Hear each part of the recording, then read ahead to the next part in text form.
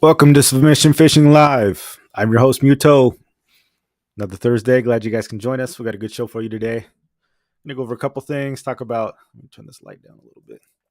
I'm going to go over why I like artificials more than live bait. Did a little pull on YouTube. We got some other stuff, talk about the conditions. Should be a good show. Just nothing but fishing, at least an hour of fishing talk. So I'm excited. How's everybody doing out there today? Peter86, Oos, baby girl is here. Congratulations, man. 3:26 p.m., 7 pounds, 4 ounces, 20 and a half inches. That's a tall girl right there. Yeah, but did you name her Slow Pitch? But did you name her Slow Pitch? That's what Jessica wants to know. Congratulations, man. That's awesome.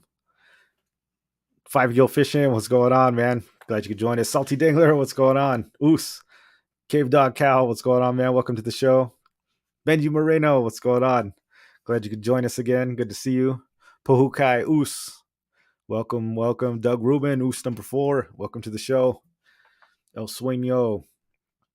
Welcome. So, TB Metal Art. Welcome to the show. Glad you can join us. You guys see that piece of art behind me? That's from the man himself, TB Metal Art. The myth, the man, the legend. Good seeing you. Good seeing a lot of you guys Saturday. That was cool. What else we got in here? Denny Perez, Oos, welcome to the show. Graham, what's going on? Oos, welcome. John, welcome. John Escobar, welcome. Steven Mendoza, what's going on? Big Water Yak Fishing, Oos, welcome to the show. Spinning Rod Rebel, Marvin, good talking to you too. Saw a lot of you guys Saturday. As you guys don't know, our fishing club had a it was like a potluck. What was it? The two-year anniversary or something like that at MMFC when everybody kind of got together. So it was cool. Got to meet a lot of you guys. I met most of you guys before, but there was some new faces. Got to talk to Marvin a lot. Spinning Rod Rebel. Benji, of course, that was cool. Saw John Escobar. Got to meet you for the first time, dude. That was awesome. I always see you slaying it there on Instagram. So good to finally see you in person. Good stuff. See who we got here. Pohukai says, Muto, forgive me. I have sinned. I ordered 20-gram jigs off of Amazon. Need to try the technique. We'll order you when you come in. Well, you're forgiven. I'll give you a blessing. I don't have any holy water. How about some Tabasco? We'll give you the bless you for the forgive you for your sins of the jigs. Those jigs will work. They should work fine as long as you use the technique. Depending which ones you got. But yeah, it's a good way to try it. And when you're ready to step up to the big leagues, we'll get you some slow death jigs. Yeah, a lot of the difference in our jigs are like the paint, the color, the hardware, a little more premium jig. But I mean, those ones, even the artificial ones, you should still get bit. Maybe not as much. Maybe they don't last as long. But I'd rather have you go out there and try it and do some jig fishing for sure, even if you can't get a hold of mine. It's all about spreading the slow pitch love. I think that's more important. Bringing the awareness to the sport. I think that's the bigger cause for sure. We'll get more jigs. They're on the way, so hopefully sooner rather than later. But don't sleep on the 40-gram guys. I'm telling you. I think a lot of you guys are scared to throw those at the docks, but they've been working. Let's see who else we got here. Coach Worf, what's going on? Welcome to the show. You can't name that girl Slow Pitch. Sounds like a stripper name, right? That's true. Did you see Benji said Welcome he's to the escrow on the stage. first house? Yeah, Benji. Going for the escrow in the first house. That's awesome, dude. I know I was talking to you about it Saturday. Glad you pulled the trigger, man. You just got to do it. Don't wait. You got to make moves now, man. You always got time, right? Don't want to look back and be like, I wish I should have done that. That's awesome, man. Even if it falls through, you got the ball rolling. That's the most important thing. That's awesome. Yeah, we're gonna do. It's like purple foil. I don't know if it's like purple chrome. It's like more of kind of like a foil color, but yeah, and it's got like the stripes kind of go diagonal like a barber pole. It looks pretty good. I've seen the test ones. They're pretty awesome. Andreas, what's going on? Welcome to the show. What's good, man? Not much. Just chilling. Jesse, welcome. Oos. John, yeah, he loves the 40-gram. Dude, the 40-gram kills. Definitely. Yeah, Bullhead City, that's right. 40 grams, not too heavy for the 15. 15 10, 15, you're pushing it for sure. 20 feet, I don't think it's heavy at all. Especially if you use the assassin, dude. That thing stays in the water column so long. 40. Have you tried it, Michael Tran, in the 10, 15? I'm curious. Or are you asking? It might be a little too heavy for 10, 15 feet. Yeah, for sure. Even 20. I mean, that's pretty shallow for sure. Yeah, definitely. The heavy is good for the rough conditions. Plus, sometimes I just think they like the faster fall. It's not always the same. All right, guys, let's see what we got in the news. So we got Spotty Bowl coming up, and I think conditions are going to be rough. One of the things we do have coming in, unfortunately, is so I went to go shore fishing. I think it was yesterday, and I went for a walk. I hurt my back. Normally, I go to jujitsu, but I kind of tweaked it, so I didn't want to go rolling around.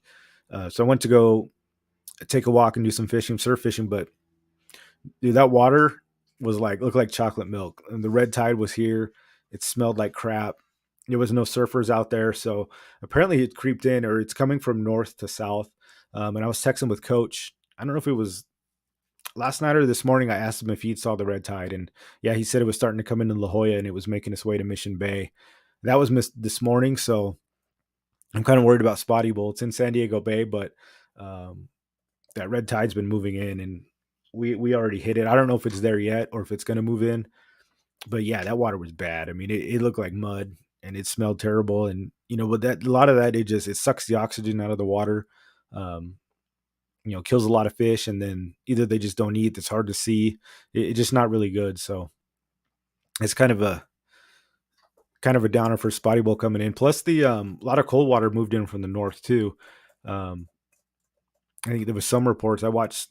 I think El Sueño Doug, you sent me that thing right from the guy's YouTube channel where he does a fishing report, and he was saying how that cold water, almost like 50, like 55-degree water, was coming in from the north. So we're getting this weird push from the north coming down.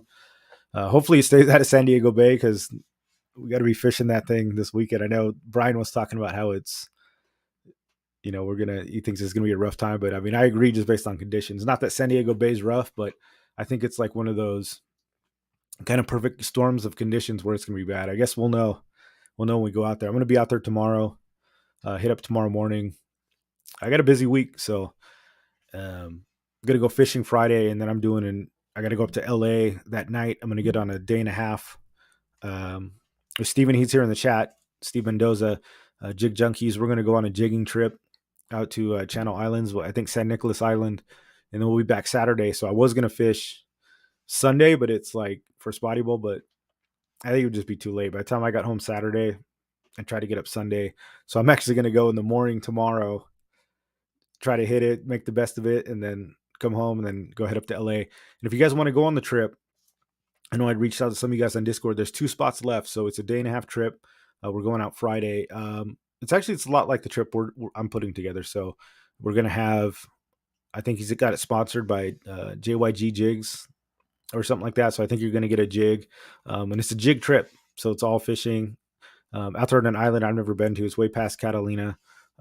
Huge fish out there. I mean, rockfish, sheephead. I know, and also I've been hearing the white sea bass have been biting like crazy up there. So I don't know if we're going to target those. I don't know if the captain's into that, but they're definitely out there, and they've been biting. But apparently, there's 2 spots left. So Steven's in here in the chat.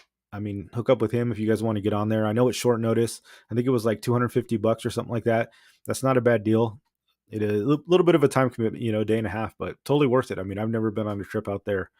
It should be a lot of fun, and it's all jigging, all slow pitch jigging. So it should be a super cool trip. If you got time, you got a little bit of cash, and you want to make it up there, I'll be there. So if you want to fish with me, do some jigging action, let Steven know. And if you can't get a hold of him, Steven Mendoza, you can DM me or find me in Discord or whatever, text me, and I'll get you his number, and then you guys can hook it up. So if you want to do that, let me know. San Nicolas Islands full of fatties. Yeah, dude. I was looking at some pictures. It was even just like some of the rockfish they were pulling out, and the sheephead were like monsters. So just one of those places, it doesn't get really pounded regularly like the places around here. So it should be good. And then on that note, guys, we've got the Submission at Sea. So the charter I'm putting on at the end of September. That is, I didn't go live with it yet. I was going to do it last week, but I was in Florida. I think we've got just a handful of spots left, like 5 or 6 spots. So I give you guys the first opportunity, and a lot of the tickets sold. So if you guys go to submissionfishing.com, you can buy the tickets directly there. We're going to do an all-day trip on the Malhini. We're giving jigs away with your order. We're going to have seminars. We're going to do rod giveaways. There's going to be raffles. It's kind of like a whole day event on the boat. A bunch of the guys here are fishing. A lot of these guys going in the chat. So if you want to do that, now's your last chance before I get it public. So after tomorrow, we're probably going to list it, start pushing it on like Instagram and stuff like that. So a lot of you guys took advantage of that and you got on before we really announced it. So whatever remaining tickets are left after tonight, we're going to put them on. So it's your last chance to really get a guaranteed spot. I think we got 5 or 6 spots. So after that, I'm opening up floodgates. We'll put it on and let the rest of the general fishing public in on it. But yeah, it should be good. Or just some people. There's a lot of people on Instagram and Facebook too that don't watch the show. So give them an opportunity to get a few spots. Eric the Judge Lehman, Oos, welcome to the show. Hope you got your gavel ready, got the robes on for this week. Another day, another week of Spotty Bowl. Should be awesome. Let's see, ironfish, whitefish, even at 5 pounds out there when I was there in December on her day. That's crazy, man. Yeah, I've heard their tanks, so that's exciting. Michael Tran, yeah, I'm excited for it. I can't wait too. Salty Dangler, definitely. You guys want to get a test run? Let me know. We'll be out there. Yeah, this is Steven Mendoza, guys. So if you want to get one of those spots, hit him up. I think it's gonna be fun. Just tell your wife you got something to do. You got to work. Got to work all weekend, Friday through Saturday. Tell her you'll be home late Saturday. Will it only be submission fishing people on the boat? Well, I don't know what submission fishing people are. We're not a club or anything.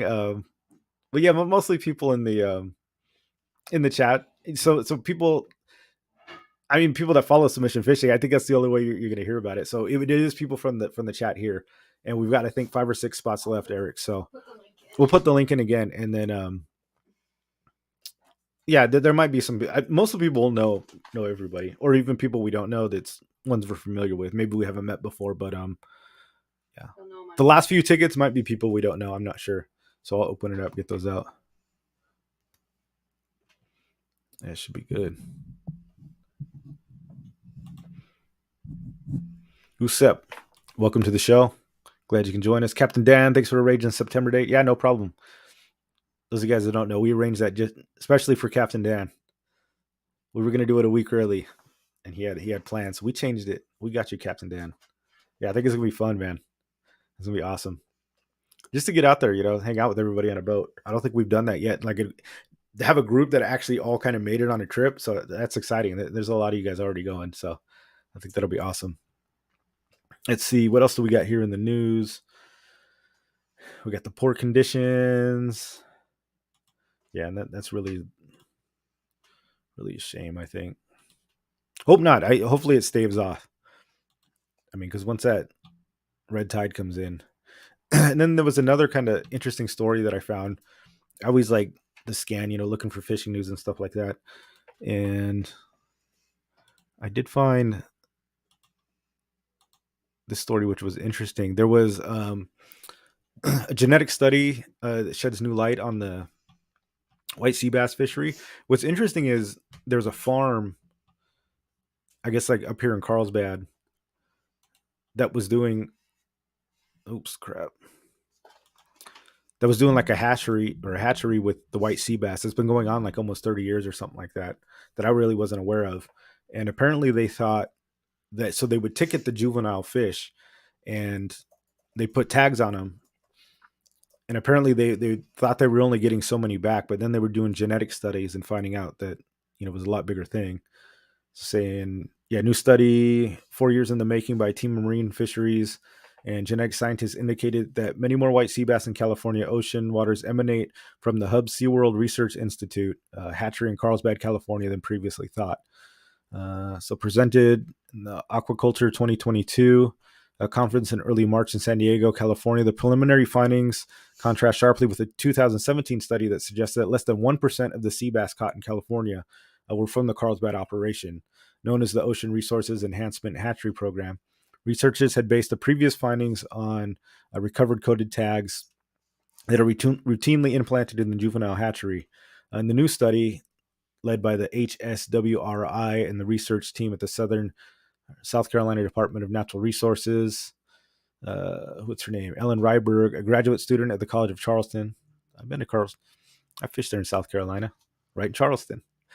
So they used genetic markers recovered from the tissue samples and archived, I don't know how to say that, otoliths, bones from the inner ears of the white sea bass from the hatchery broodstocked approximately 700 captured sublegal fish, less than 28 inches in length, from Newport Beach, Oceanside, and San Diego coastal areas since the mid 90s. So this study's been going on since the 90s, where the hatchery has. I didn't know this was a thing. So they've been dumping white sea bass, back in the water, growing them a hatchery, and then putting them in.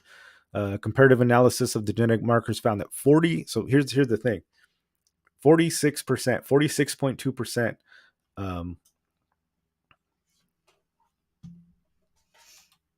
46.2% of the white sea bass caught in these originated from the hatchery. So they initially thought that it was only 7%. So they thought it was 7.4%, basically based on the tags that they were getting. So you can see here was the 7.4 of those fish having the coated wire tags. So the tags were falling off, and they thought only 7% of the fishery was getting caught. But really, it's almost half. So half of the white sea bass that are being caught these days have actually come from that fishery, I think, which is pretty cool.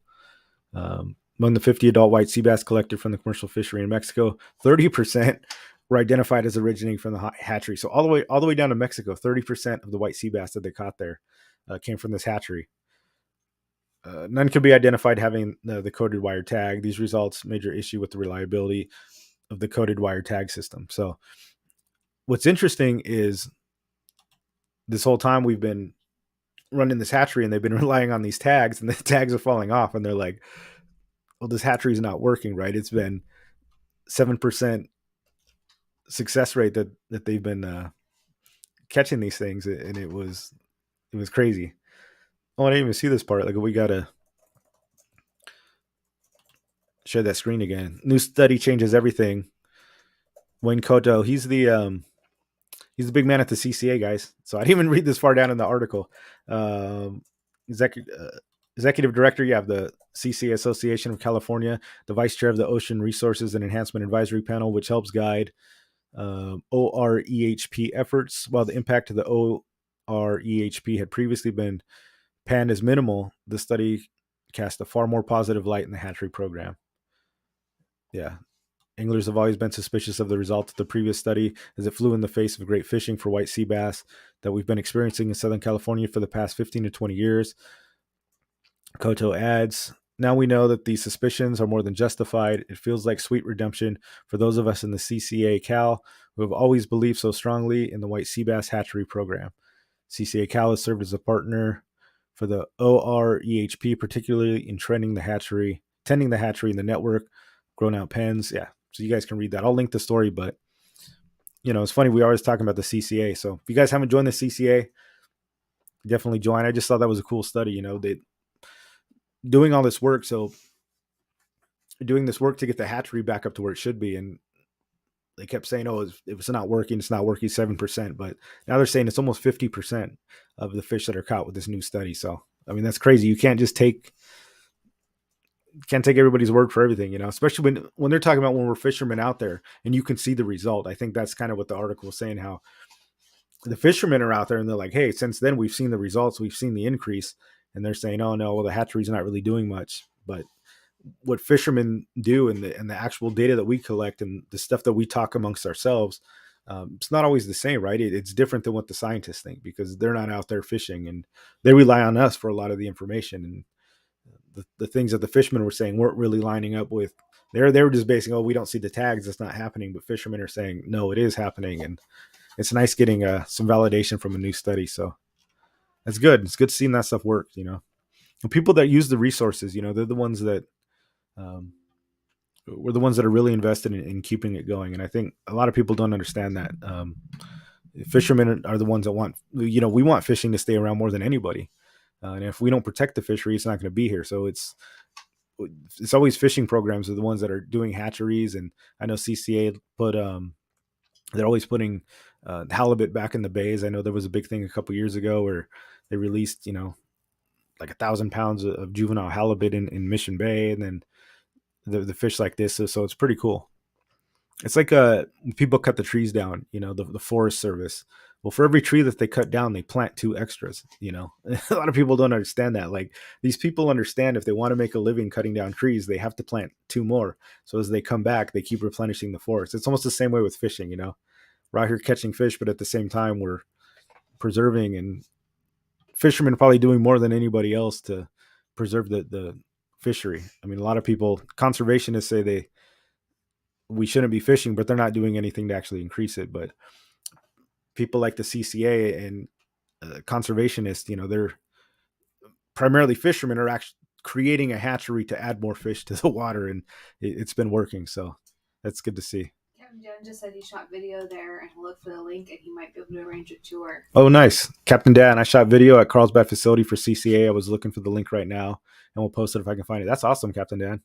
Yeah, we might be able to arrange a tour for everyone that may be interested. Yeah, I'd definitely be down to go. That's freaking awesome. The White Sea Bass Hatchery. Anthony says the White Sea Bass Hatchery at Hubs is so amazing. I just came across a short documentary about that. Fascinating. Yeah, I just found out about that too. Something that they thought was just kind of panned. It turned out to be really well. So that was a big story. I kind of came across it. Like I said, I look for news stories at kind of at the middle of the week that I can share with you guys. And I just thought that one was pretty good. What can you say? More good stuff about fishing conservation. Definitely cool. Side note, did you see Andres note about catching 2 45-pound bluefin on the 220 Javelin White Knight after you helped him with the upgraded hooks? Who is this? Andres Arredondo. Andreas, Jessica, tell me you got some big news. Hopefully you got some pictures. 45 bluefin tuna, 45-pound bluefin tuna on the Old Glory. Apparently you caught some bluefin. Awesome. That's exciting. I was looking for your... It was back a little ways. Oh, there we go. Heck yeah. Andreas hooked up and landed 2 45-pound bluefin tuna on the 220-gram Javelin White Knight on the Old Glory Insane Fishing Overall Sunday. Thanks again for the last-minute setup for the upgraded hooks. That's awesome, dude. Oos. I'm glad to hear that. Yeah, we were texting back and forth on Instagram. It was funny. He was on his way down asking me about hooks and stuff like that, but we got them all rigged up. That's freaking awesome, dude. I love hearing that. You get any pictures? That's what I'm looking for. I've been trying to get on a bluefin trip for a while, but I haven't been able to pull the trigger yet on one, or just find the time. So, because I'm trying to get like a bunch of pictures with the 220 gram. So I know the people are out there getting them. If you got any pictures, let me know. Either send them to me on Instagram or something. I'd love to share them. That'd be awesome, dude. That's so great. Where were you fishing them like mid column? I would imagine, just working it up and down. I love to hear it, dude. Slow death on those bluefin, making it happen. That's awesome, man. I love seeing people get bit. If you guys look up Lost Horizon, I know, what's the name? Steve? Dan, I'm sorry. Yeah, from Lost Horizons YouTube. Check out his latest YouTube. So go give him some views, and he gives us a nice shout out, submission fishing. So he just tried some slow pitch jigging for his first time in his video, and he gave me he was really generous to me. And he gave me a lot of shout outs. So, but he killed it. I mean, first time he's ever gone out, and he was getting rockfish, he was getting all kinds of stuff, and I think said he was kind of skeptical, but he was dropping it and getting bit. Man, I love seeing that. Just people catching on the jigs, on the slow death jigs. It's so awesome, man. Warms my heart to see. That's good stuff. Fishing on Amazon. Get caught in the problem. Sorry, guys. I was just checking up on the chat. Make sure I didn't fish anything. Oh, Lost Horizons here. I didn't even see you in the chat. What's going on? Welcome to the show. Just talking about you. Send everybody your way. Go give them some views on that channel, guys. I just shared it. Pump it up. Yeah, I'm still looking for that white sea bass, man. I mean, it's one of those elusive fish that I have yet to catch. Actually, I know a lot of people haven't caught those. What do they call them? The gray ghost. They call them that for a reason. That they're not easy to come by. This might be the weekend. Yeah. Okay. So the main topic, guys, I put out a poll in on YouTube, and it was, what do you like? What do you prefer to use, live bait, or do you prefer to use artificial baits? Now, most of you guys, I don't think it was a surprise that artificial baits was winning. I think that's what we do here. Most of us don't fish live bait, unless we're on a boat or something like that. So it does happen. Trying to find the thing here. So we had 31 votes. 81% said they prefer artificials, and then 19% said that they prefer live bait. And that makes sense, I think, for this group. But normally when you go out on sport boats, they typically always get the you get the live bait. That's what you have. And when I was a kid and everything, that's what you fish with. I think it's live bait's bulletproof. It works. I mean, there's pros and cons to both. You know what I mean? And some of the pros to the live bait is like you ever heard the term "you match the hatch"? Basically, that's a term for artificials when you want to match your artificial baits to the hatchery. Well, when you're fishing live bait, you're always getting the hatch because they get the local waters, they get the fish, the bait fish, whether it's sardines or anchovies, sometimes mackerel, whatever comes in. You know that you're getting the same fish from the hatchery, right? Um, so it kind of eliminates that problem. Is you're always getting what's out there in the water. So that is one benefit, is that you're getting the specific bait that the fish are out there eating in nature.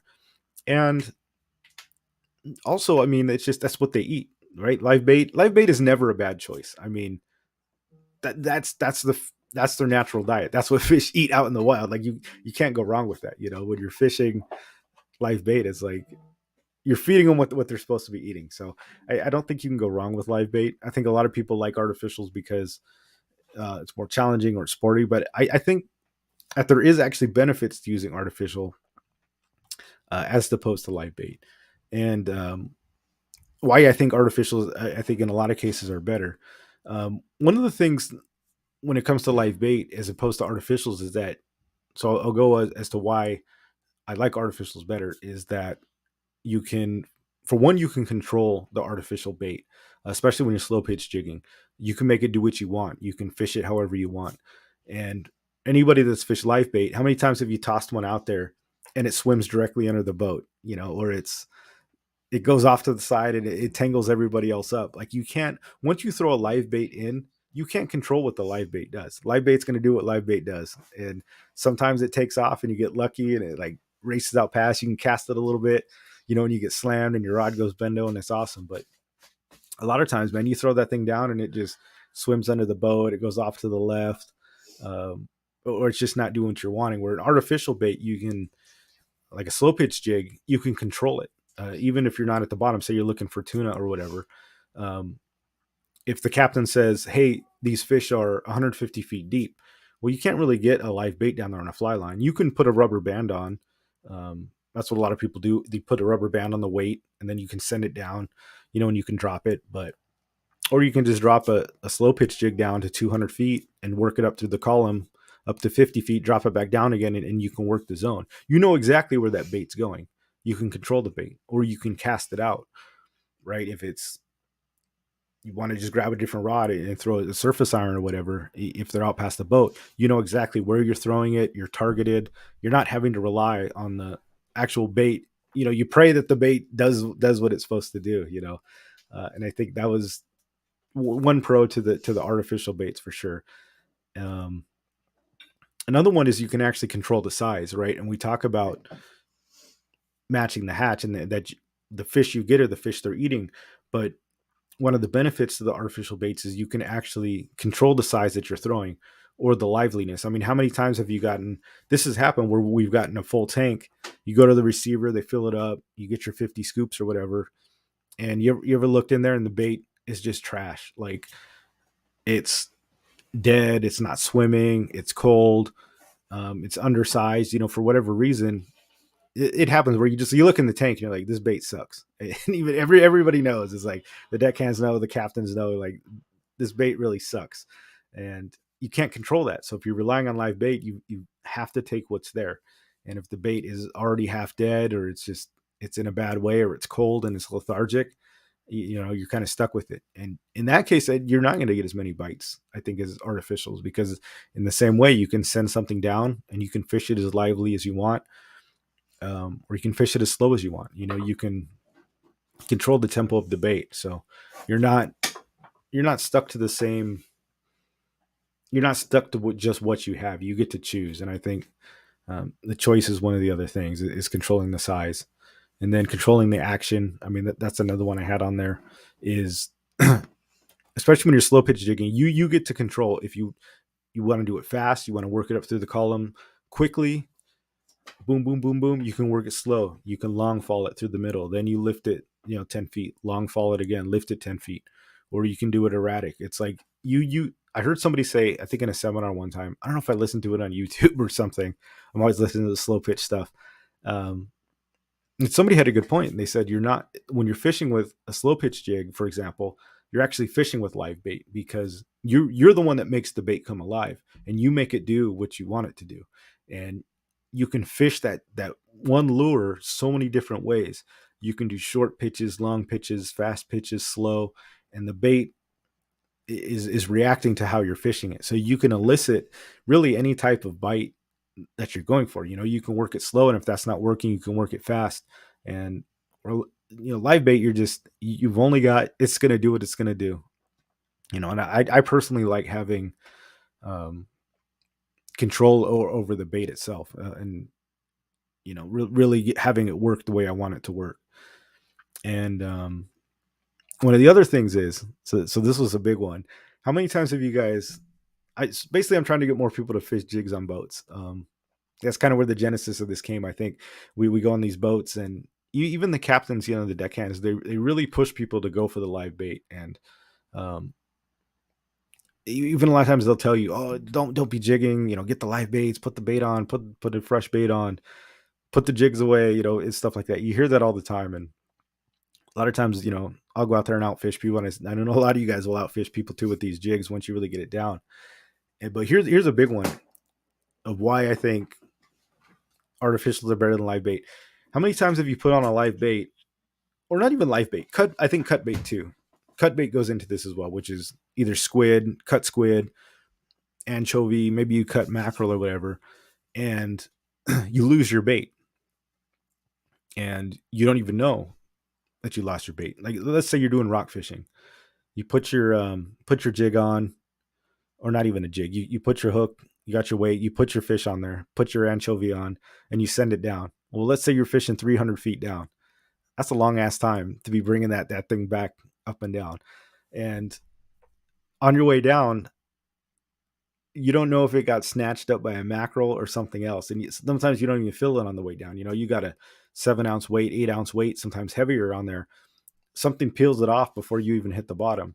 And how long do you think you've been down there bouncing the hook and the weight, and you probably haven't even had bait on the whole time? And the thing is, you don't know when you lost your bait, or when you feel a bite. How many times you've been down there, you feel a bite, you feel the tug, you didn't get hooked. Well, do you reel it up now, or do you just keep it down there? You're like, oh, maybe I got bit, maybe it's still down there, maybe you don't know. Or you start to reel it up, right? You do the long crank 300 feet up, and there's nothing on there. You just got a bare hook. But it's like, how long do you think you've been down there with a bare hook? Sometimes it's hard to tell. How many times do you think you've gone down, gotten robbed on the way down by a mackerel, either ripping the squid off or your anchovy or whatever? And I guarantee you, a lot of people have been down there just bouncing around for like 10 minutes with a hook, with nothing going on. So the problem with that is you have, basically zero chance. You have zero possibility that you're going to get a bite. Nothing's going to come up and bite the hook. So you're not fishing at that point. Once the bait is gone, the cut bait, the live bait's gone, you're not fishing. You're no longer fishing. You're just sitting there with a pole in your hand, bouncing it off the ground, and then you got to reel it up. And then they tell you, especially if you're using the live bait, they tell you, oh yeah, change it all the time. So you reel it up, you bring your 300 feet up, put it on down, send it back down. Maybe you get bit. Well, that's even worse, right? You feel them tear it off. You're like, gosh, dang it! I know I got nibbled, and then you're reeling it on. So this is another huge benefit to the artificials, is that you're always in the game. You're always fishing, especially jig fishing, slow pitch jig fishing, even like bucktails and stuff like that. You know the jig is on there 100% of the time, and it's not because when it broke it off you can feel it, right? Either if you get stuck on the bottom, you lose the jig. I mean, you've lost the jig, but for the most part, when you're jigging it and you can feel the weight, you're fishing. You're fishing the whole time. You're not worried about the jig coming off. You're not worried about losing bait. Nothing's going to eat. Even if they hit it 6 times and they don't get hooked, it doesn't matter. They're not going to pick the jig off of the line. You know what I mean?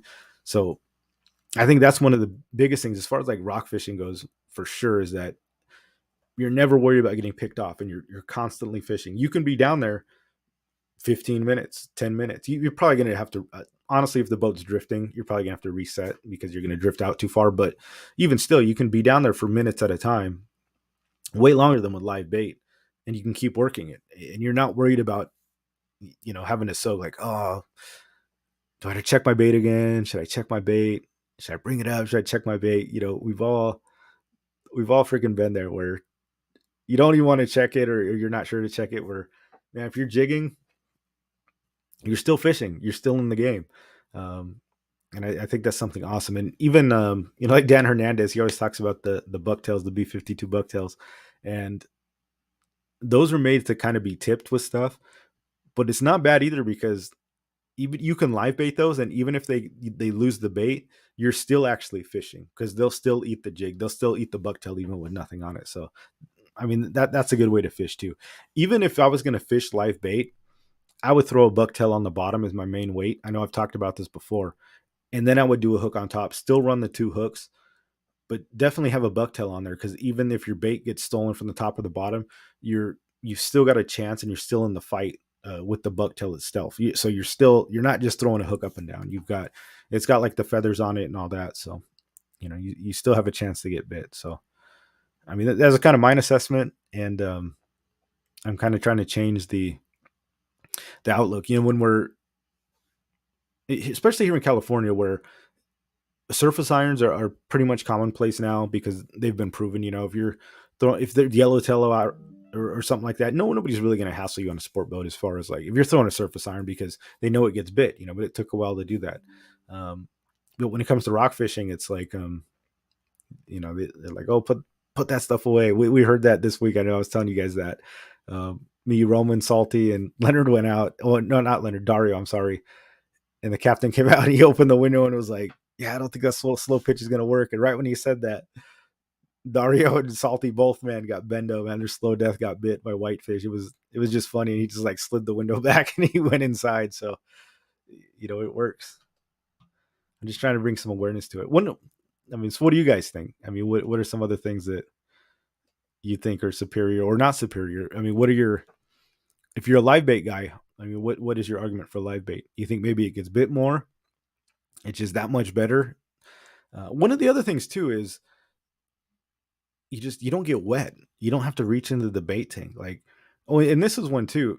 And I should say, this is another big draw for artificials, is that when the captain stops the boat, you beat everybody, because you're already ready to fish. Your rod is rigged up, and even no matter what the artificial is, maybe you're doing slow pitch jig, maybe it's surface iron. So if they're blowing up on top, maybe you've got like I've got the slow death 60, that you can cast. It's like a Colt Sniper. You can cast it and let it fall. That thing will work on yellowtail and stuff. So you can cast that. You can cast the surface iron. You can do the slow pitch. So when the captain says they're boiling on the surface, you go grab your rod with a jig on it or a lure. You're already casting. You're already out. If he says they're on the bottom, you're already dropping. What you see happens is, right, everybody rushes to the bait tank. Everybody rushes to the well, and everybody's fighting, trying to get a fish. So, you got the thing where the rod's under your arm, and everybody's reaching in, and then they get the bait and they don't move. They sit there in front of the bait tank, and they're trying to hook it, and then the fish falls out. The boil's going crazy all around you, and they're reaching in at the same time, trying to get a fish. The fishes are flopping everywhere. It's a perfect time to get, because normally when they stop, one of the first baits in the water typically gets bit. especially that's what it was like last year when boils would come up and then they would disappear really fast. So they would chum, the fish would come up, and then they'd vanish. So if you were in the water quick, you had a better chance of getting bit. Because what happened was people would get bit. I know this happened like when me and Dave Rage went out late last year. We got on some yellowfin tuna. They would come up, they would boil. People would get bit. Maybe 4 or 5 people would get bit, and then the fish would they would disappear. So if you didn't have one in the water by the time the boil was happening, you'd wait for the people that hooked up to catch their fish, um, throw them on the boat, and then they'd pack up again, and then they'd go chase the fish. And once they found them, they'd boil up again. And then if you had your water in or your lure in or live bait too, if you got a live bait in early, it was good too. But you're always having that fight. So you think, okay, well, I can bait my fish up before, but it's not going to be good because it's going to die. Then if you have just a dead fish, and dead fish will get bit. Actually, I mean, they say it won't, but it's not ideal if you need one that swims. So you can get one before, but then you got a dead bait on the thing, and just I don't know. I just don't think it does any good. So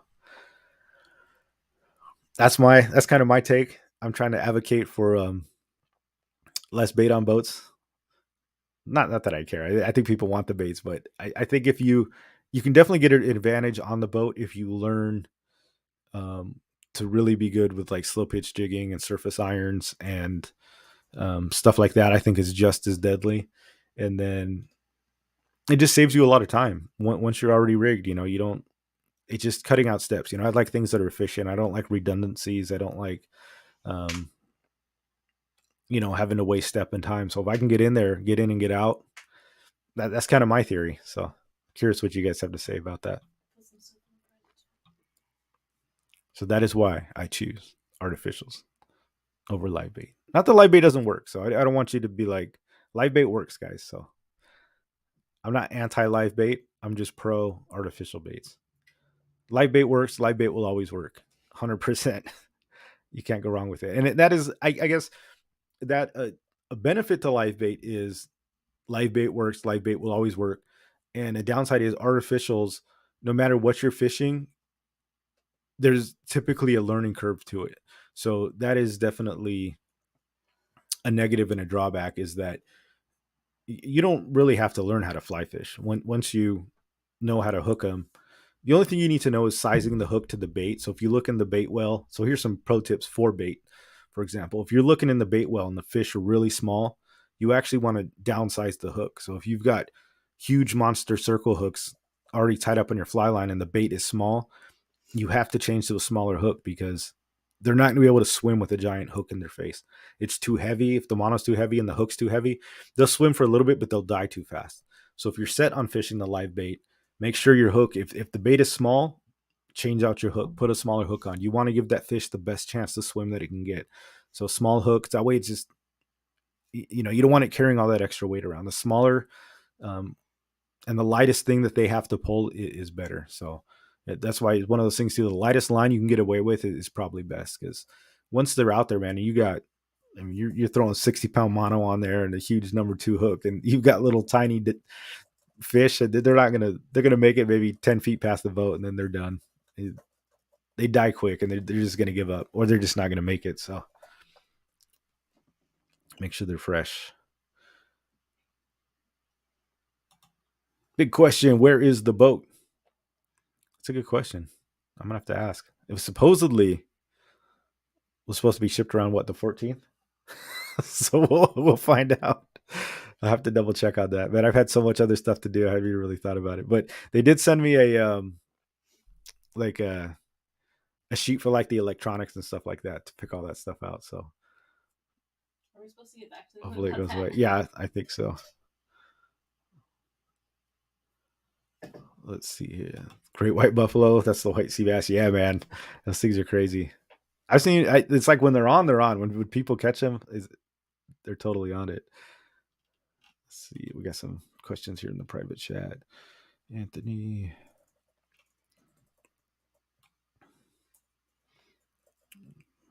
We already got Captain Dan's. Alex Rodriguez, would a 60-gram jig work for a tuna fish? It depends on the size. It would for like the smaller. It'll do like a I think a 50 pound. That's probably like the max. Um, but yeah, it will. Yeah, like yellowtail for sure. If you're going over, I'd say 50 pound, only because the hooks become a problem at that point. They'll still eat the jig, um, but you have to put big enough hooks on to handle the weight of the bigger fish. So, and then the bigger hooks are going to be too big for the jig, and then the jig's not going to work. But yeah, definitely. Like you see people fishing with the Colt snipers out there, and basically with that, it's the same thing. The assassin, the slow death assassin, is the same idea. It's a totally different design, but you can cast it. And what those do when they fall, they wobble, so they get that same motion, and then you reel it in and let it wobble again. Reel it in, let it wobble again. But yeah, some of the smaller grade tuna, definitely. Yellowtail, no problem. Do you think Todd TV metal art? Do you think sheephead will eat slow pitch jig? Dude, they do. I have not caught one on it, but I have seen pictures, and I was and somebody here has said they've caught one. I've seen pictures of huge sheephead caught with slow pitch jigs, not the slow death jigs. I haven't seen that, but in general, I have seen them. Kevin Nakata says that they'll eat them, and I have seen pictures, 100% that they'll eat the jig. So I think it's definitely a challenge this year. We're going to go out there. I'm going to do it. I'm going to get one on a jig for sure. You know, I really wasn't sure. I kind of thought maybe they were slower, just the way that they don't eat, but they'll eat it. They will eat it. So that's a good challenge, man. That's exciting. Anything will eat the slow pitch. I'll have to find you some pictures, man. But I've seen some monsters on those things. Crazy. Pretty much any fish. Me and Spinning Rod Rebel were talking about this. Any predatory fish will eat slow pitch jig. If it's a predator fish that's cannibalistic, it'll eat not cannibalistic, carnivore fish.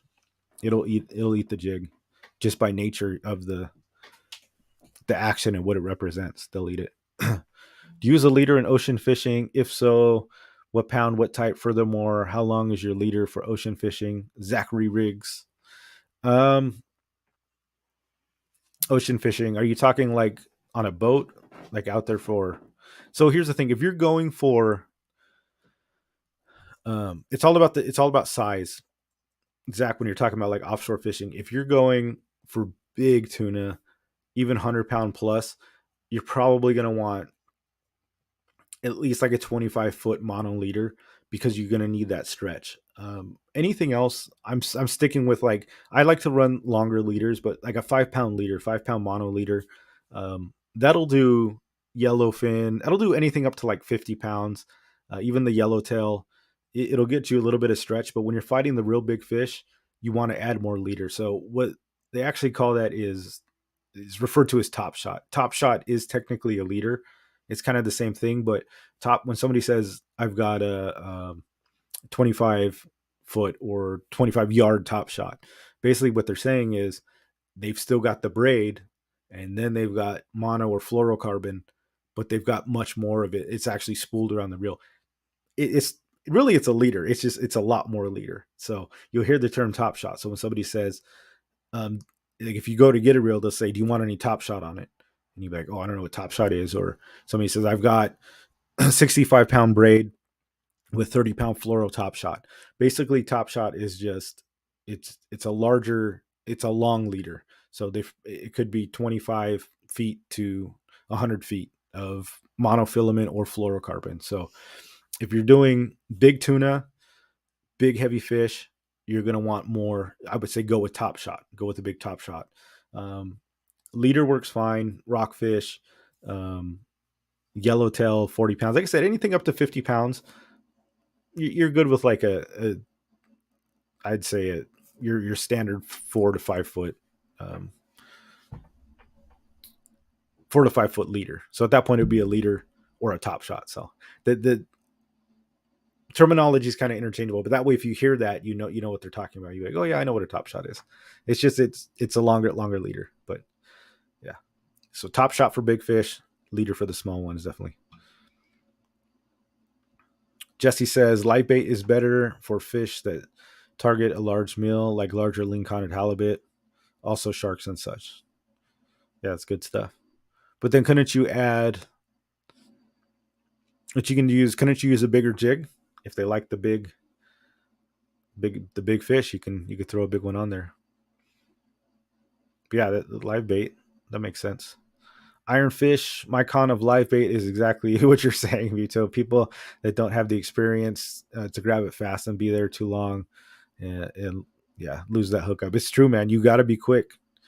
You got to be quick on there, and it's a pain in the ass. Because I've done live bait for years and years and years. When I was a kid, I used to go on sport boats. I can't tell you how many times I've done. It's basically you wait in line, right? People are getting hooked up, the fish are going crazy, and it's like you literally want to push some of these people out of the way because you want to get on the bite, and it's like you're getting soaked and your arms wet. You're reaching for that fish, man. It's a frenzy. We've all been there. But it's nice when it's rigged up and you're like, okay, I'm gonna send it in. I'm gonna get it. Isn't slow pitch mimicking a dying mate fish? Yeah, Zach. That's absolutely correct. Not according to Eric. Not according to Eric. No, it's mimicking cell phones falling into the bottom. There's plenty of that. I wonder if a fish eats cell phones. You know what's happened. 100%. You know a tuna's gone up there and bit one and then spit it out. That'd be hilarious. We should make a slow pitch jig that looks like a cell phone and see if we can get bit. I bet we do. That'd be funny.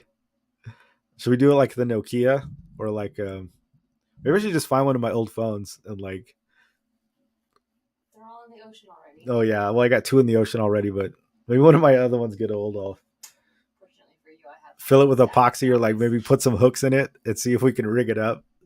That'd be hilarious. You do YouTube video slow pitching a cell phone. I'm actually got like 3 extra. Dude, if we got bit on that, I bet I can get a rockfish on a cell phone jig. 100%. It's like it's so flat and wide. How much are we talking? Do you want to bet? How much do you want to bet? I bet you $100 I could. It's so wide that it would flutter. I bet it would get bit. How are you gonna hook the hook on it though? Well, that's what I'm saying. We'd have to figure out a hook. Like I don't know if I You would put it on the case probably. put it like an epoxy or the rigging would be the hardest part. But we can like gut it. So TB Metal, I got a project for you. We find a cell phone. If we open it up, take the parts out, put the rings in it, like the metal wire, and then fill it with lead, and then put the case back on. So then basically it's like be just like a jig. I think we can make it happen. Here you go. Let me see. Catch up here on the chat. Salty said someone made a GoPro lure that got bit. And Eric said someone put treble hooks on the back of a cell phone and caught a fish. They did? Oh, it's already been done, it looks like. Good rig.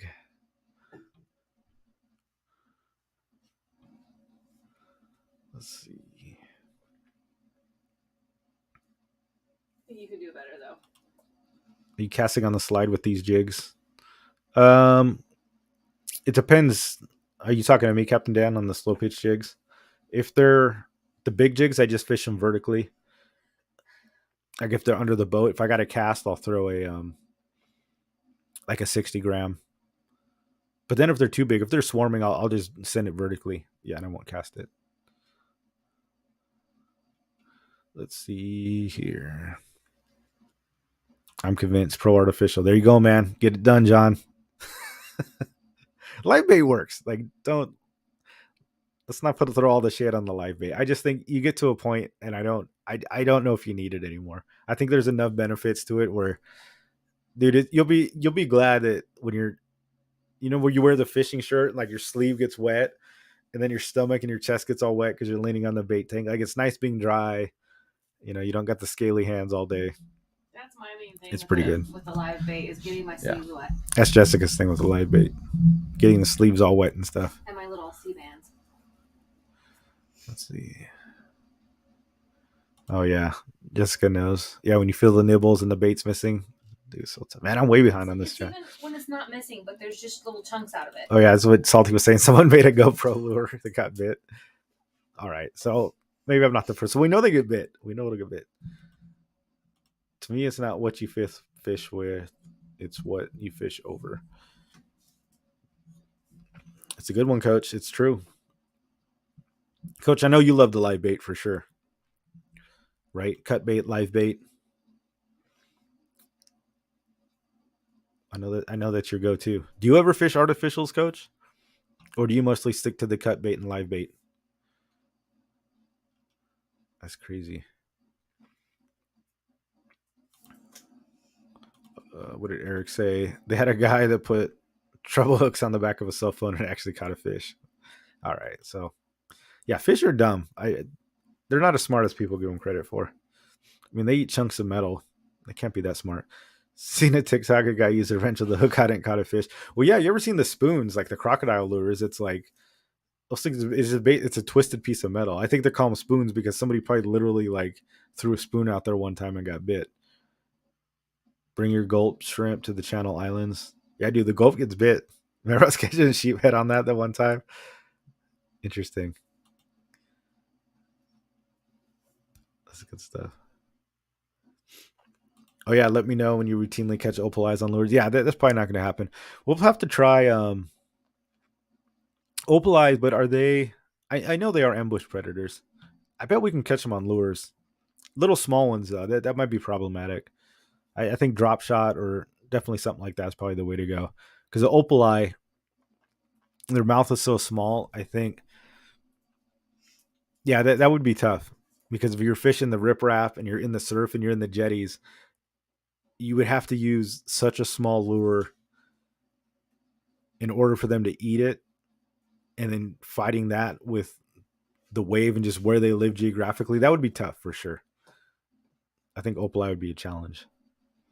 I think we could catch them, but like you're saying, Coach, routinely, that I think that would be a problem. I think opal eye for sure is definitely cut bait special because you can anchor it down with that bottom weight.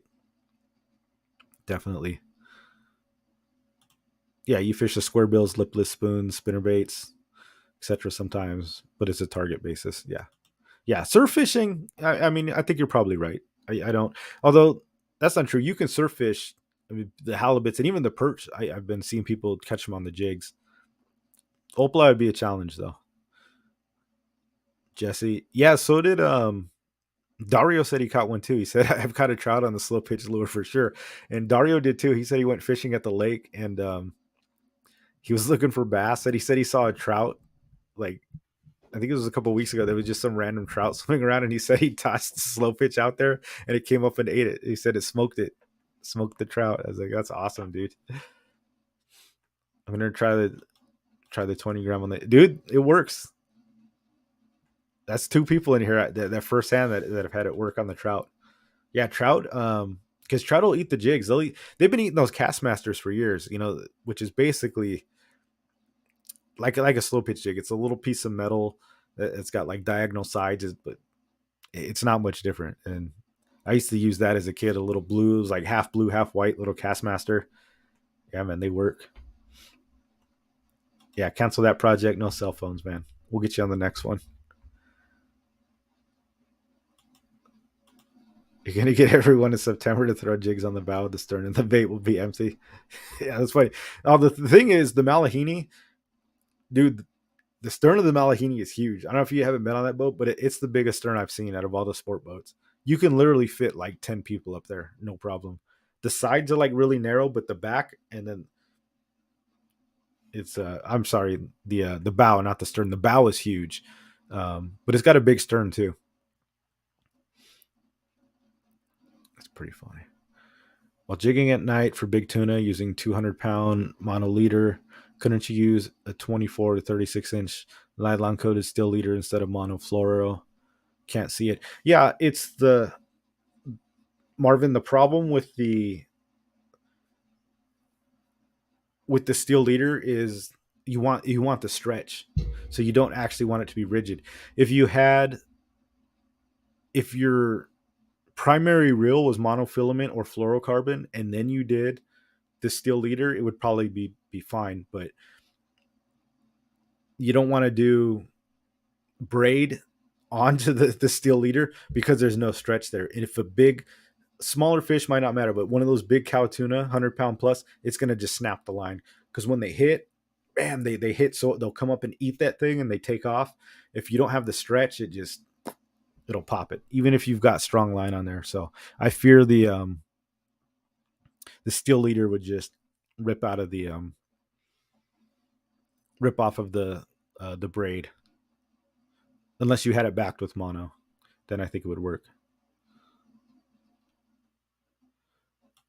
But consistently, I've got Yeah, that's the story, right? So maybe not. Surf fishing, probably live bait is superior. I would agree with that. Used Castmasters in Newport years ago. Yeah, I mean they definitely work. I agree. Yeah, if you bet on the Malahini, Zach. That thing's crazy, huh? It's huge. If we're strictly bay fishermen, when we go on a trip in September, we need new gear. Yeah, dude, got to pony up. Um, Depends what you have, and it depends what we're fishing for. If we're going after that time of year, probably yellowtail and Dorado. If all you have is base stuff, yeah, you're gonna need one setup. But you can rent stuff actually. So it's like 15, $20. So that might be the way to go, Eric. If you don't have gear, they'll actually you can rent gear from them and they'll know what you're fishing for ahead of time. So like they'll know the day before, they'll know what to set you up with. A conventional is spinning. It's not the best stuff, but if you don't want to invest, if you don't go out in boats enough and you don't do enough offshore fishing, you know, and you don't want to go throw 300-500 bucks on a new setup, just rent one. It's probably like $20, and then they take care of everything if you have a malfunction or something. So yeah. So do you need new gear? No, actually, technically you don't, unless you want to spend more money. Then 100% go get the gear consistently and consistent. Just keep practicing. I mean, nothing's bulletproof, right, Zach? It's like sometimes there's just slow days where it don't matter what you throw, you're not going to get bit. Yeah, steel's not a good idea for tuna. Yeah, man, it's you want that shock, you want that mono for sure. Yeah, Mala's the best bout, dude, for sure. If you love casting jigs like poppers, surface irons, Malahini is where it's at. 100%. So good. Let's see. Andrea said we had a guy lose 150 to 180-pound tuna after a 2-hour fight. He finally came up to the surface, saw the gaff, and turned the wrong way and popped the hook. Guy thought he'd get away with 40-pound. Oh man, he was close though, man. 2 hour. That's a good angler. 2 hour fight on 40-pound. That's a heartbreaker though, especially when they get that close to the boat and it's like they see the gaff and they freak out and they make the run again. Yeah, that's too bad. It's where you just gotta have your drag set right, and if it wants to run, let it run. Especially when they get close to the boat, it's like you kind of panic and you get excited, and that's when a lot of fish are lost, unfortunately. And just a tip when we go fishing offshore, if you guys are on boats, keep the fish's head in the water, and especially if they need to gaff it or they need to net it. One of the biggest mistakes people make is they even if you know that you can't bounce it. When I say bounce, people, you're not going to bounce on a slow pitch rod, but if you got a heavy enough boat rod and you're catching a small bonito, you just lift it and you throw it on the boat. The hook will hold, everything will hold, you throw it on. But even when you're dealing with a big tuna and you know you're not going to bounce it, a lot of people have the tendency still to like try to pull it out of the water and pull its head out of the water. And that's the worst thing you can do. So if you get it to the boat and you need a gaff, keep the head in the water. Don't pull it up, because when you pull the head up and it goes down, the weight between the water and when it comes out of the water, it doesn't equalize it and it gets heavier. So your hook too, and it unhooks the fish. Same thing happens with halibut when we tell you guys to keep it in the water, because you lift it and it's heavier and it's flat and it doesn't come out like you think it is. And when you have to, the second you go back down, you actually unhook it. It comes out of the hook. Um, Now, when you're saying on your 40-pound line, it might have popped the hook, which is different, but keep the fish's head in the water, guys. So when you're calling for a gaff and you got a decent sized fish, what you want to do is kind of steer it, move it to the side. If it wants to pull, bring it to the other side, but don't lift the head out. Just be patient. Keep tension on it, but don't lift the head. And once they get the gaff, kind of steer it away so the body turns sideways, so then get a good gaff on it. Um, it takes patience. Like you get like fired up and excited. I know you want to wrench it, but just try to remember that you got to override that instinct when you get the big fish. Just remember, keep the head in the water, keep it down, don't lift it, and let the deckhands do what they got to do with the gaff. Captain JR and Clay afterwards made sure everyone was fishing nothing less than 80 pounds. Yeah, man, that's a freaking heartbreaker. That sucks.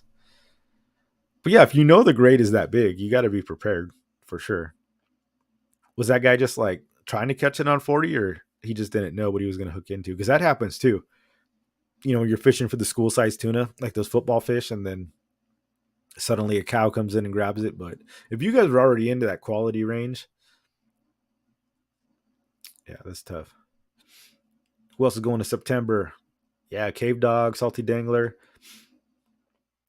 We'll try to make it. Yeah, guys. So, did you put the link in the chat? Yeah, you can just go to submissionfishing.com, guys, if you want to go on the trips. $300. You're gonna get some jigs with that.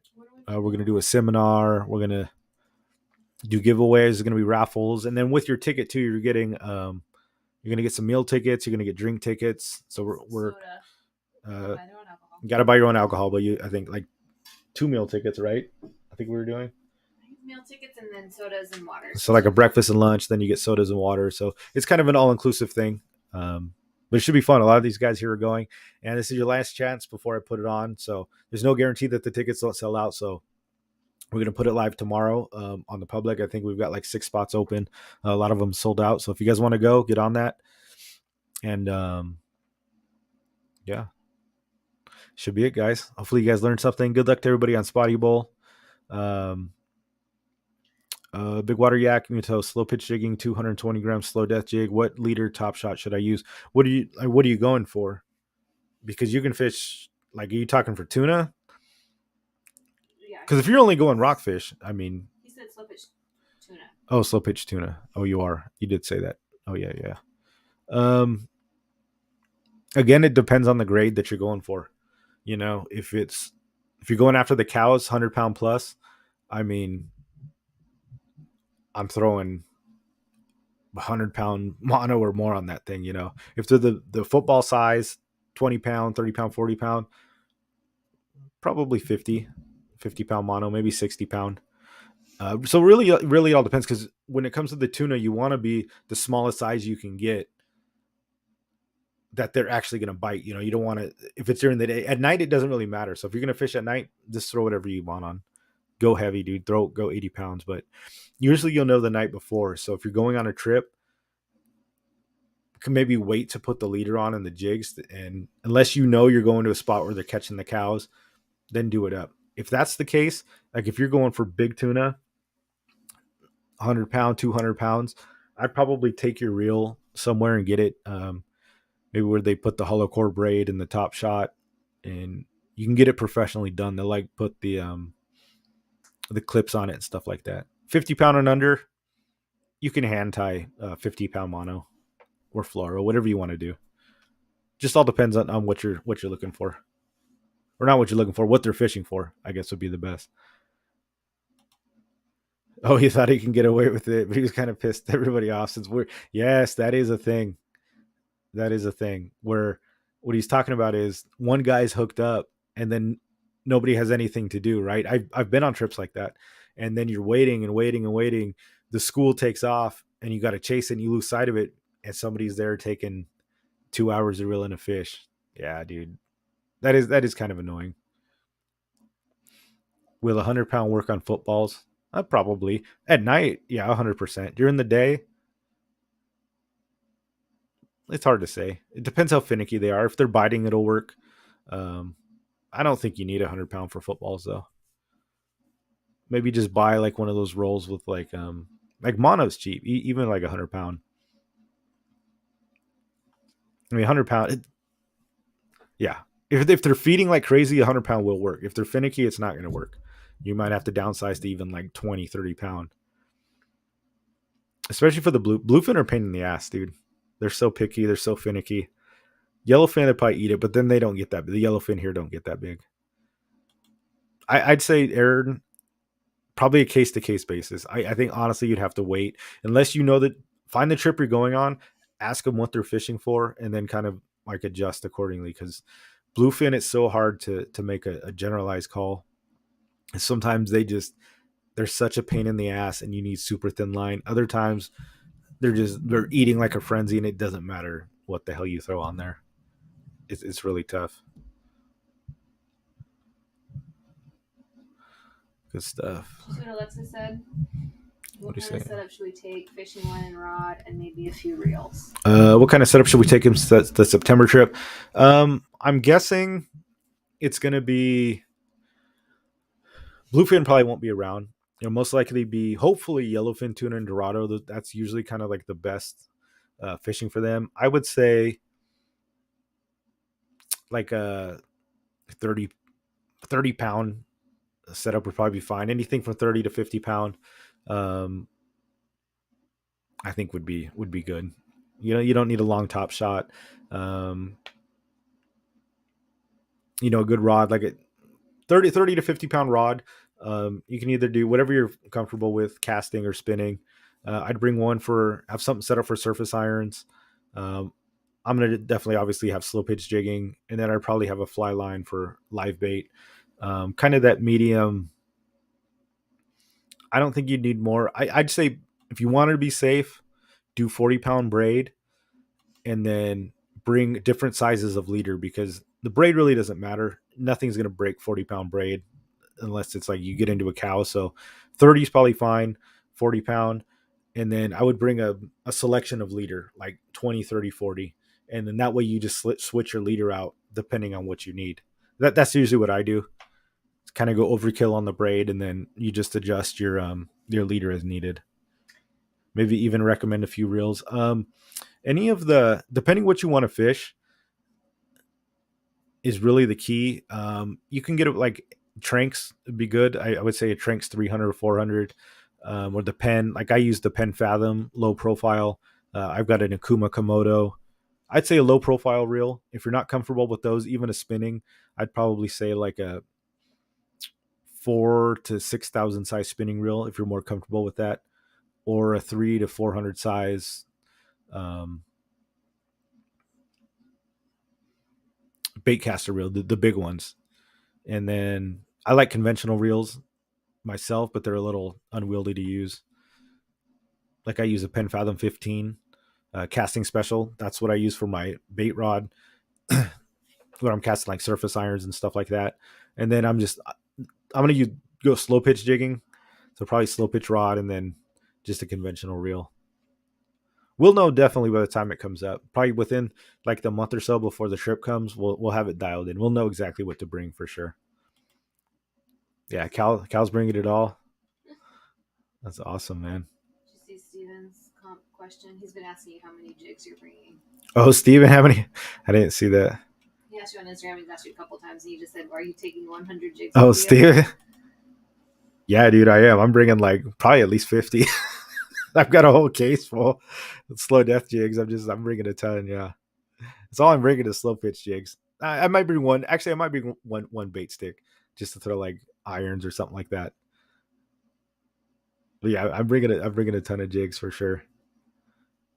Chum the water with jigs, dude. How funny would that be? Taking a shovel and just throwing like 50 jigs out. What a waste. It would probably work though. That'd be hilarious. I would cry. Yeah, Jessica said she would cry. Cal will bring the bananas and pineapple. If you bring a banana on boat, you get cut up and used for chum. That's funny.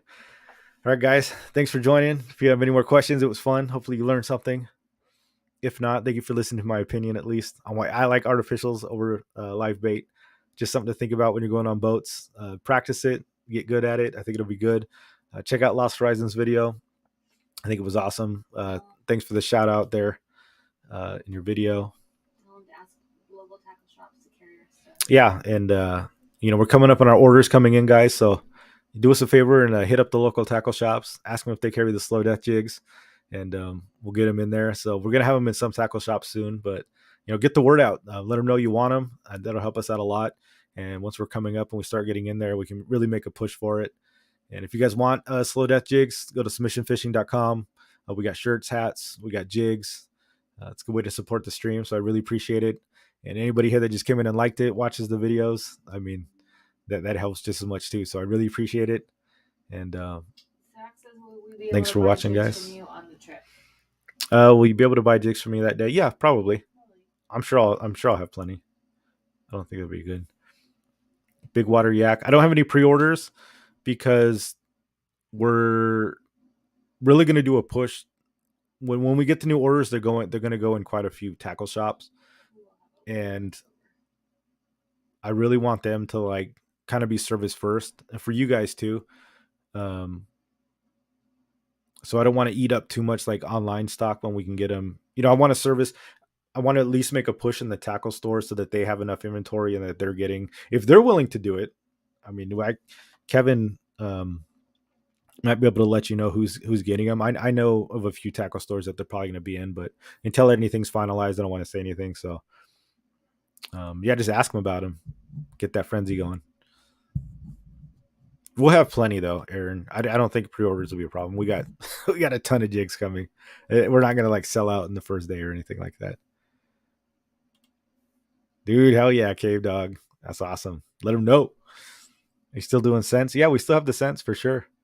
I'm not getting away from that. So here's the thing with the cents is that I initially created the cents, and for those of you guys that don't know, I make uh, a fishing scent called fish frosting, where it's actually a really good scent where I use like real bait and I infuse it with salt.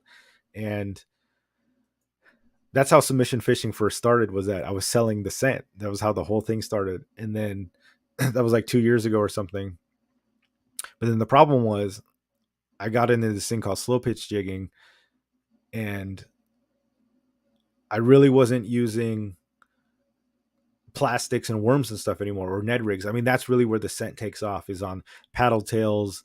It's more finesse fishing. So when I was using that stuff, I was using the scent on everything. It was getting bit, but then I started using the micro jigs and getting into slow pitch jigging, and by proxy of that, I kind of got away from the scents just because um, I wasn't using plastics anymore. So it's like it's this weird place where, yeah, I still make it, I still have it, I still sell it, believe it or not.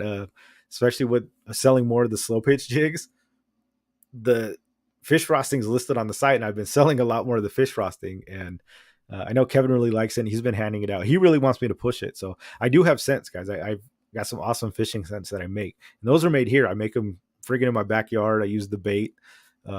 I put them together. I blend it.